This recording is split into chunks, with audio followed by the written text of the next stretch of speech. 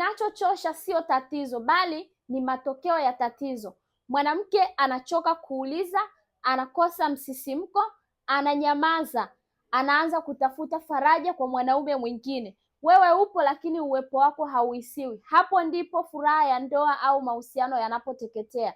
Kama ni wewe mwanaume ambaye unapitia changamoto za kuwahi kufika kileleni, kushindwa kurudia tendo la ndoa, kukosa hamu ya tendo la ndoa, uume kusimama legelege au uume kutokuamka kabisa asubuhi, basi Afya Yako Mikononi Mwako tumekuletea package bora na nzuri ambayo itakusaidia wewe kuweza kurejesha urijali wako kwa njia salama kabisa. Rejesha furaha yako, simama kama mwanaume rijali kwa kutumia package bora kutoka Afya Yako Mikononi Mwako. Kumbuka, popote ulipo duniani, huduma za Afya Yako Mikononi Mwako zinakufikia. Lengo na madhumuni ni kuendelea kuwasaidia wanaume wengi ambao wanapitia changamoto zote za mfumo wa uzazi. Afya yako ipo mikononi mwako.